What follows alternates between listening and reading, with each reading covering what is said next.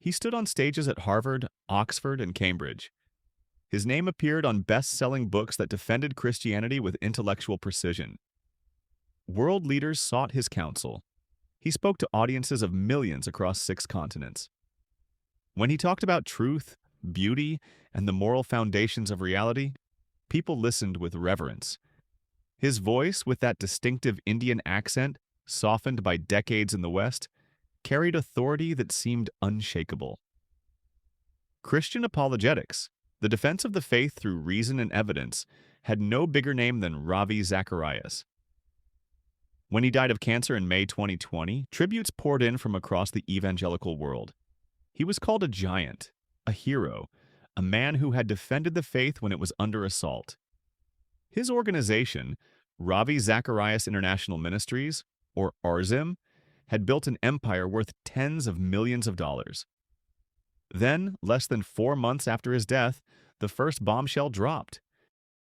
A woman came forward with allegations that Ravi Zacharias had sexually abused her at a day spa he co-owned. Then another woman spoke. Then another. Within weeks, the carefully constructed image of the brilliant Christian apologist began to crumble, revealing something far darker underneath. What came next was one of the most devastating scandals in modern evangelical history. The complete collapse of a global ministry, the destruction of countless people's faith, and revelations so disturbing that even those who had worked closest to Zacharias struggled to process what they learned. Frederick Anthony Ravi Kumar Zacharias was born in Madras, India in 1946 into an Anglican family. His early life was marked by spiritual crisis. As a teenager, he attempted suicide by drinking poison. According to his own testimony, which he repeated countless times over his career, he was given a Bible while recovering in the hospital, and a passage from John's Gospel transformed his life. This conversion narrative became the foundation of his ministry identity. The man who had been so desperate he tried to end his life had been rescued by Jesus and would spend the rest of his life helping others find the same rescue. Zacharias moved to Canada in his early 20s and eventually studied at Trinity International University in Illinois. He became an ordained minister and began developing a reputation as a skilled communicator who could engage with secular intellectuals on their own turf. In 1984, he founded Ravi Zacharias International Ministries with the mission to reach and challenge those who shape the ideas of a culture with the credibility of the gospel of Jesus Christ. The approach was sophisticated. Rather than simple Bible preaching, Zacharias engaged with philosophy, literature, art, and culture. He quoted Dostoevsky and Nietzsche as easily as he quoted scripture. He made Christianity seem intellectually respectable at a time when the new atheism of Richard Dawkins and Christopher Hitchens was gaining cultural momentum. The ministry grew steadily. By the 2000s, RZIM had offices around the world, a team of traveling speakers, media productions, books, podcasts, and educational programs. The annual budget grew into the tens of millions of dollars. Zacharias himself became extraordinarily wealthy, though the exact details of his compensation were never made public. He owned multiple properties, traveled constantly, spoke at the most prestigious venues in the world. He was Christianity's answer to secular intellectualism, proof that faith could engage with the toughest questions and emerge victorious. But the first signs that something was wrong appeared years before his death. In 2017, a woman named Lori Ann Thompson and her husband Brad filed a lawsuit against Zacharias. The details were explosive. Lori Ann claimed that Zacharias had groomed her online, engaged in a sexually explicit email and texting relationship with her, and emotionally manipulated her using his spiritual authority. The Thompsons alleged that Zacharias had solicited explicit photos from Lori Ann and had sent her explicit images of himself. When the relationship ended and Lori Ann threatened to go public, Zacharias allegedly threatened suicide and hired a high-powered legal team. Zacharias' response was calculated and aggressive. He filed a countersuit claiming the Thompsons were attempting to extort him. He claimed he was the victim, that Lori Ann had initiated contact and had attempted to blackmail him for financial gain. RZIM's board stood firmly behind him. They released statements supporting his version of events. Other Christian leaders rallied to his defense, accepting his denials without serious investigation. The case was eventually settled with non-disclosure agreements, and Zacharias publicly maintained his innocence. He claimed on multiple occasions that he had never met Lori Ann Thompson alone, that their only interactions had been brief and in group settings. Here's what we know now.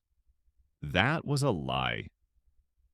Years later, after Zacharias' death, evidence emerged that proved he had indeed engaged in an extensive, inappropriate relationship with Lori Ann Thompson.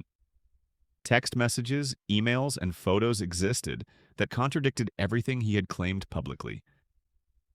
But in 2017, the Christian community largely accepted his version of events. Lori Ann Thompson was vilified. She received death threats from Zacharias' defenders. Christian blogs and websites portrayed her as a liar and an extortionist. Zacharias not only survived the scandal, he emerged seemingly stronger. His supporters viewed him as a persecuted truth-teller being attacked by forces trying to silence his apologetics ministry. This is Professor Archive, where we investigate the stories that reveal uncomfortable truths. If this kind of deep research resonates with you, a super thanks genuinely helps keep this content coming. Quick question, what time are you watching this? Drop it in the comments.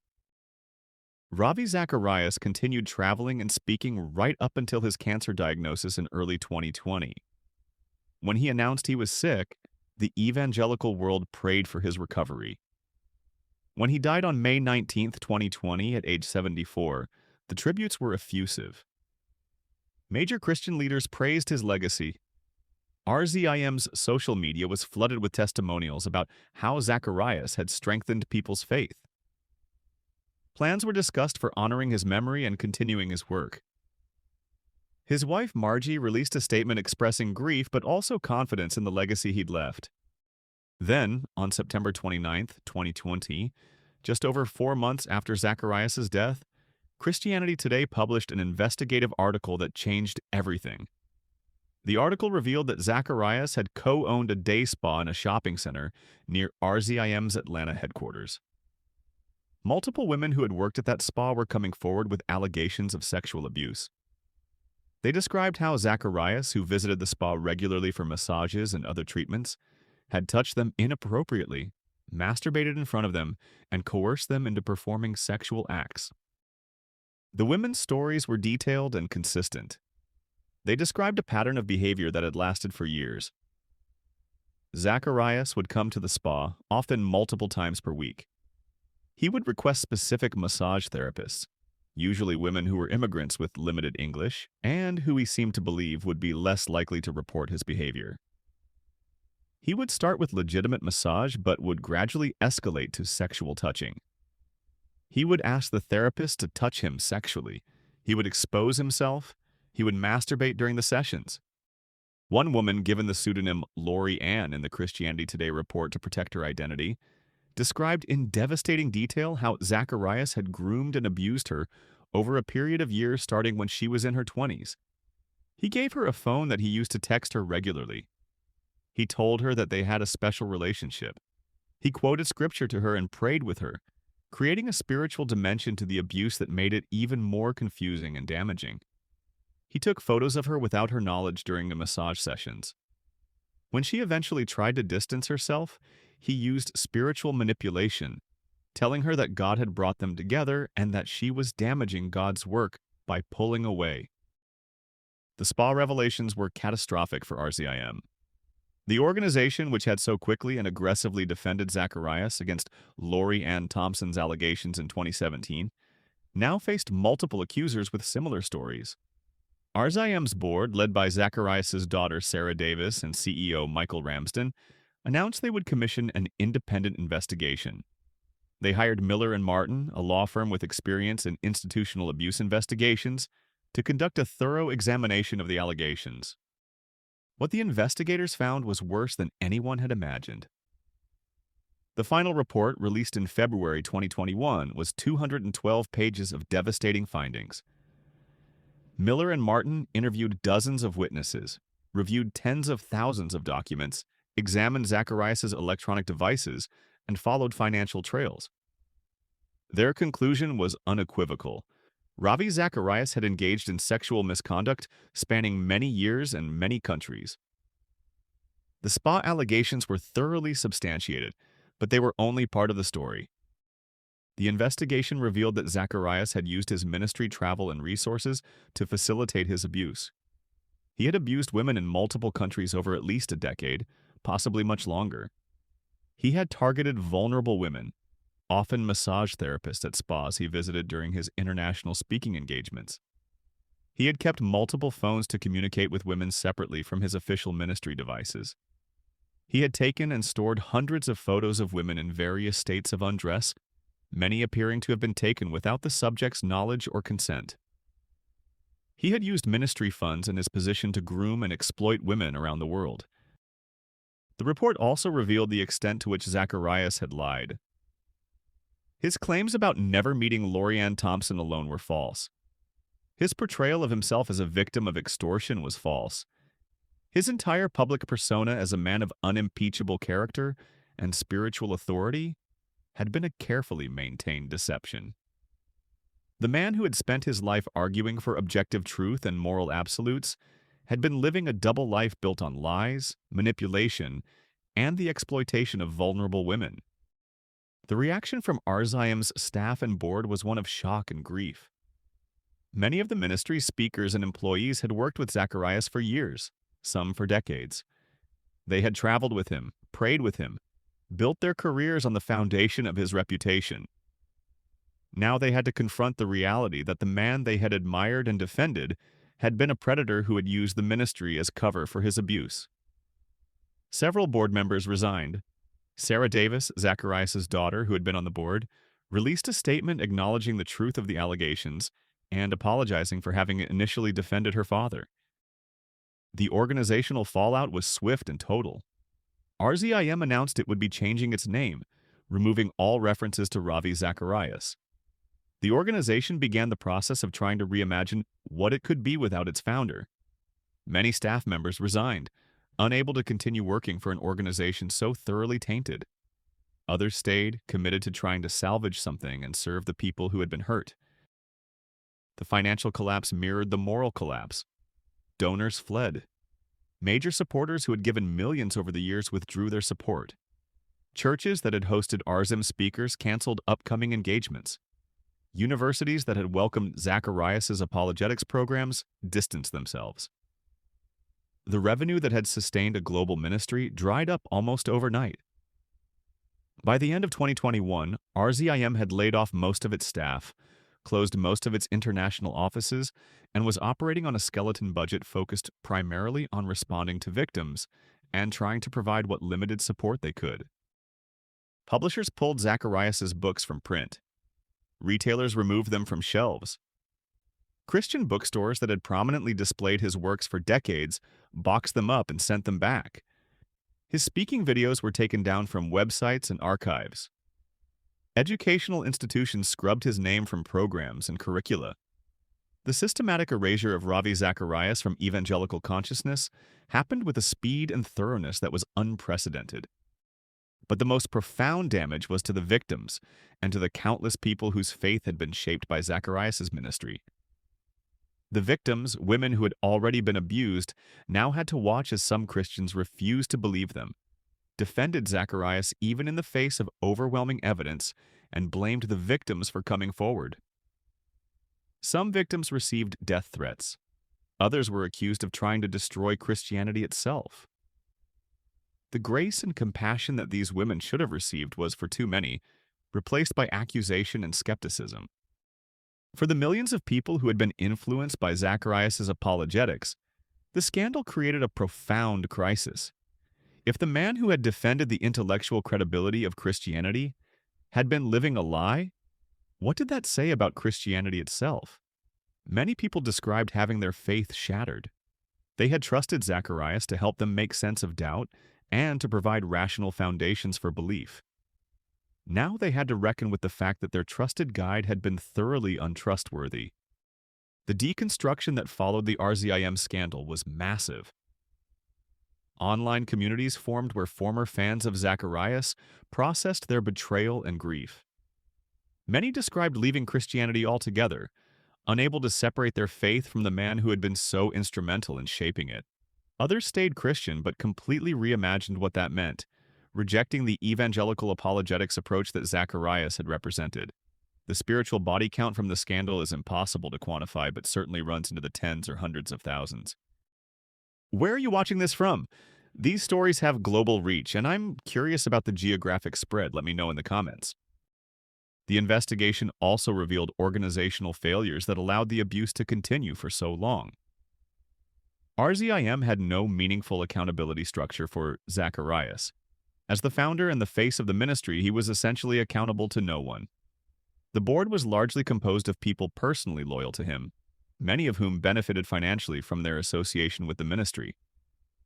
There were no systems in place to investigate complaints. When Lori Ann Thompson came forward in 2017, the response was to protect Zacharias and attack his accuser rather than to investigate seriously. Financial opacity was another major issue. RZIM's finances were never fully transparent. Zacharias' personal compensation was not disclosed. The ministry operated in that gray area common to many Christian organizations where the line between ministry resources and personal benefit was constantly blurred. Zacharias lived an extraordinarily comfortable life, traveled constantly in first class or on private jets, stayed in luxury hotels, owned multiple properties. All of this was justified as necessary for his ministry. But in hindsight, the lack of financial accountability created conditions where ministry resources could be used to facilitate abuse. The theological dimensions of the scandal are profound. Zacharias built his career arguing that Christianity provided the only coherent foundation for morality, that without God there could be no objective right and wrong. He famously asked audiences how an atheist could make moral judgments without a transcendent moral lawgiver. Yet this defender of objective morality was himself engaged in systematic abuse. The hypocrisy was breathtaking, and gave ammunition to critics who argued that religious belief doesn't actually produce moral behavior. But the theological crisis goes deeper. Zacharias weaponized theology in his abuse. He prayed with his victims. He quoted scripture to them. He told them that God had brought them together. He created spiritual confusion that made it harder for victims to recognize and name what was happening to them as abuse. This spiritual dimension of the abuse made it particularly devastating. These weren't just sexual violations, they were violations of trust in a spiritual context that made them feel like violations by God himself. The enablement that allowed Zacharias to operate for so long extended beyond RZIM. The broader evangelical world had lionized him, given him platforms, celebrated his work without asking hard questions. When allegations surfaced, the instinct was to defend rather than investigate. This pattern, visible in the Zacharias case and in so many other evangelical scandals, reflects a culture that prioritizes protecting leaders and institutional reputation over protecting vulnerable people. The legal implications of the scandal have been significant. Multiple victims have pursued legal action against RZIM and against Zacharias' estate. The settlement negotiations have been complex because RZIM itself has limited resources after the financial collapse. The organization has tried to provide compensation to victims, but the amounts available are nowhere near adequate given the scope of the harm. Zacharias' estate has also faced claims, but his family has pushed back, arguing that his assets shouldn't be used to pay for his misconduct. The international dimensions of the scandal have been particularly complex. Zacharias abused women in multiple countries. Some victims are in countries where reporting sexual abuse is culturally difficult or legally problematic. The investigation tried to identify all victims globally, but the reality is that many women who were abused by Zacharias have likely never come forward and may never do so. The full scope of his predation will probably never be known. The response from other Christian leaders and organizations was mixed and revealing. Some immediately acknowledged the evidence, apologized for having promoted Zacharias, and committed to learning from the failure. Others were more defensive, suggesting that the allegations were overblown or that attacking Zacharias posthumously was unfair. This latter response, though increasingly rare as the evidence became overwhelming, showed how deep the instinct to protect the institution runs. One particularly disturbing element that emerged during the investigation was the extent to which Zacharias had manipulated his own family. His wife Margie and his children genuinely seemed to have been unaware of his double life. He kept separate phones and email accounts. He structured his travel and schedule to create opportunities for abuse that his family couldn't see. When allegations surfaced, his family defended him because they believed him. The investigation revealed that he had lied to them as thoroughly as he had lied to everyone else. The betrayal his family experienced is almost incomprehensible. The theological and philosophical works that Zacharias produced now exist in a strange limbo. Some of his arguments were genuinely insightful. His critiques of relativism and his defense of moral realism had intellectual merit independent of his personal behavior. But can those works be separated from the man who created them while living in total contradiction to their claims? Christian institutions have largely decided they cannot. The cost of association with Zacharias' name is too high, regardless of whatever intellectual value his work might have had. The RZIM staff who remained with the organization after the scandal are among the unsung casualties of the collapse. These were people who had dedicated their careers to apologetics ministry. Many had turned down other opportunities because they believed in RZIM's mission. When the truth came out, they faced impossible choices. Do you stay and try to salvage something from the wreckage, or do you leave and start over professionally? Those who stayed faced constant criticism from people who believed the entire organization should be dissolved. Those who left faced uncertain futures in a Christian landscape that viewed anything associated with RZM as toxic. The renamed organization, which is now attempting to operate under a new identity focused on abuse prevention and survivor support, faces skepticism about whether it can or should continue to exist. Some argue that the organization should be completely dissolved, its remaining assets distributed to victims. Others argue that the institutional knowledge and infrastructure could be redeemed and used for good. This debate continues with no clear resolution. The spa that Zacharias co-owned became a focal point of investigation. Questions emerged about how and why he became involved in that business. The official explanation had been that it was an investment opportunity, but given what we now know, it's clear that his involvement gave him access to vulnerable women in a context where he had power and control. The business partnership itself appears to have been structured to facilitate abuse. This level of premeditation and planning makes his actions even more disturbing. The investigation revealed that several people within RZIM had raised concerns about Zacharias' behavior over the years. Some staff members had noticed inappropriate interactions with women. Others had questioned the secrecy around his spa ownership or his insistence on certain accommodations during travel. These concerns were dismissed or explained away. With hindsight, it's clear that warning signs existed, but were ignored because of Zacharias' untouchable status within the organization. The Lori Ann Thompson case from 2017 now looks even worse in retrospect. RZIM's aggressive defense of Zacharias, their attacks on Thompson's credibility, their use of non-disclosure agreements to silence allegations, all of this was not just wrong, but revealed a systematic pattern of protecting the abuser at the expense of victims. The organization has since apologized to Thompson, but the damage of how they treated her cannot be undone.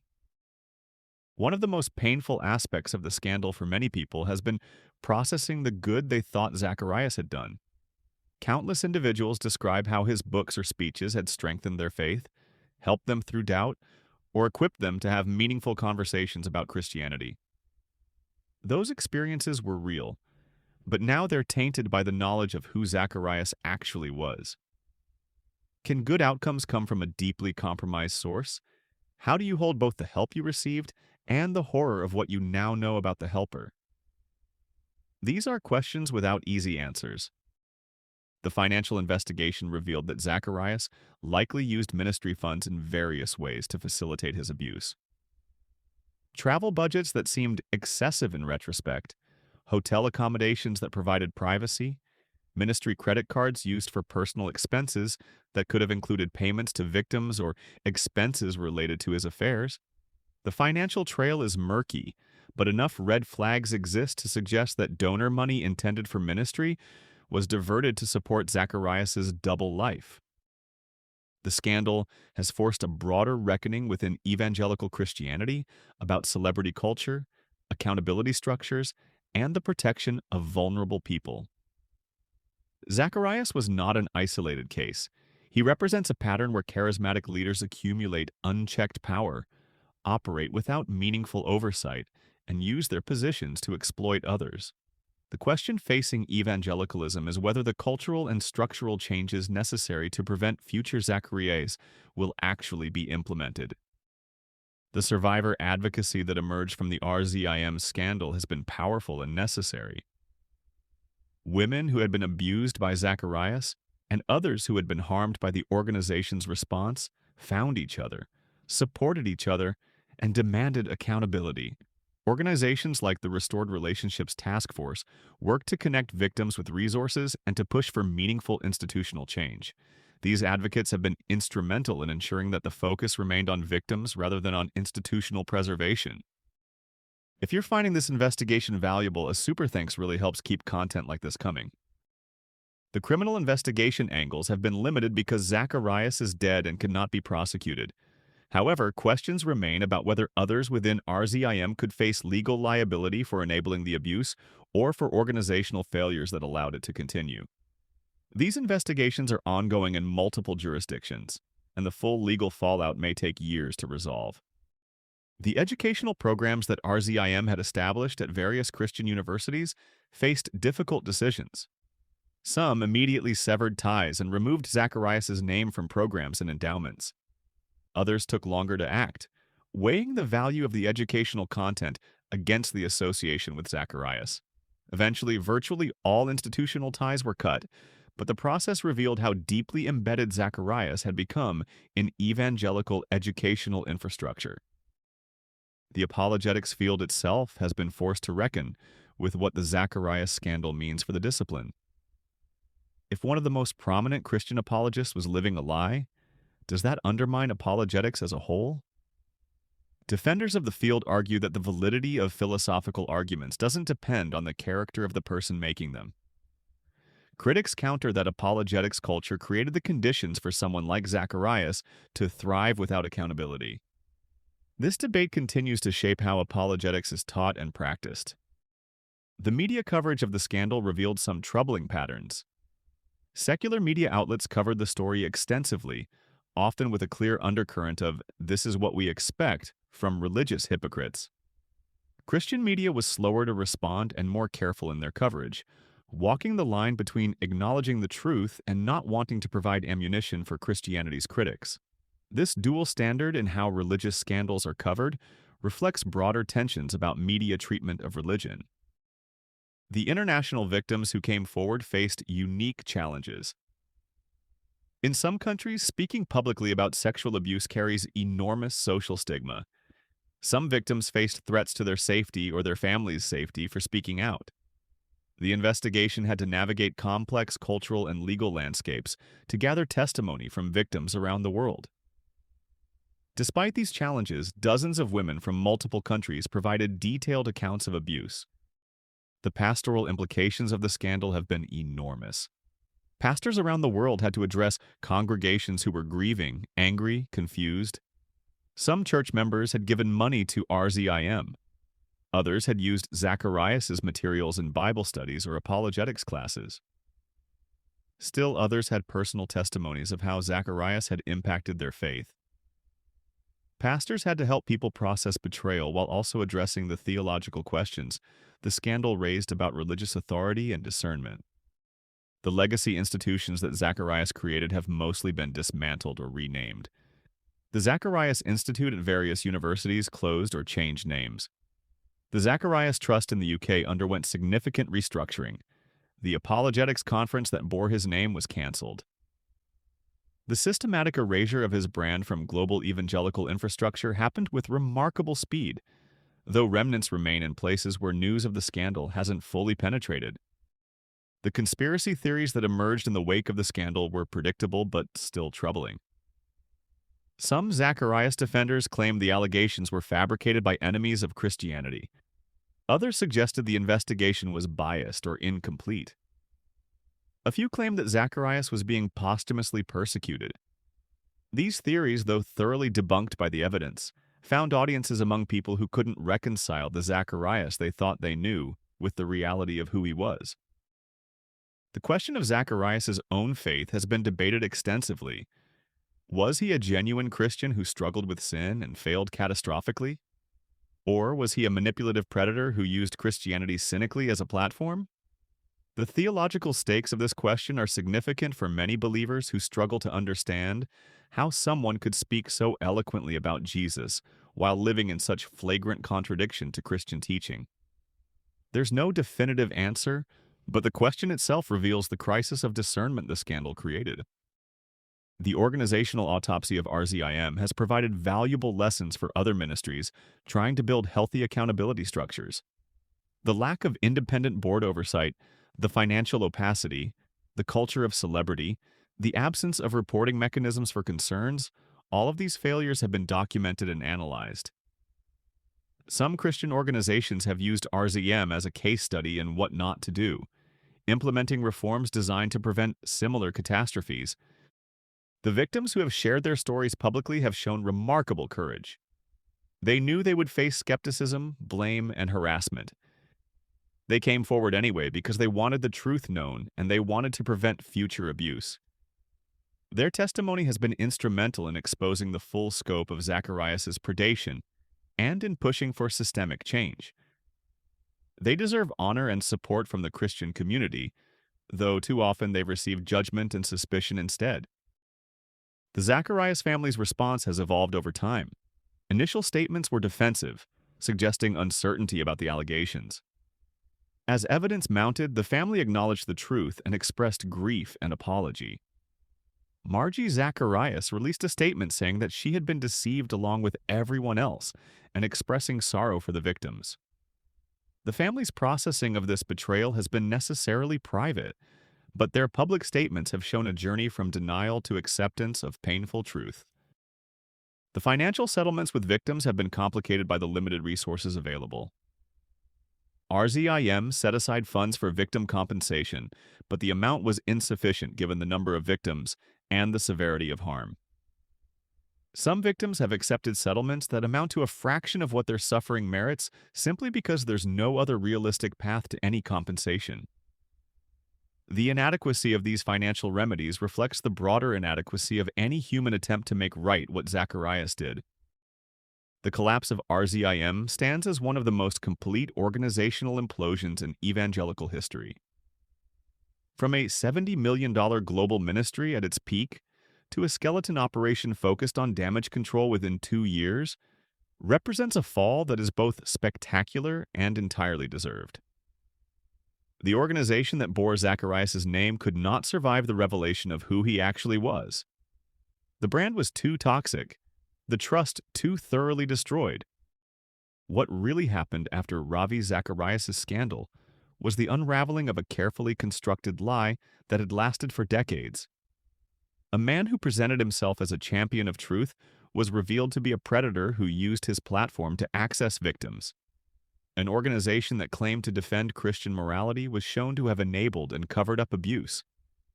A global movement that saw Zacharias as a hero had to confront the reality that their hero was a villain. The collapse was total because it had to be. There was no foundation left to build on once the truth came out.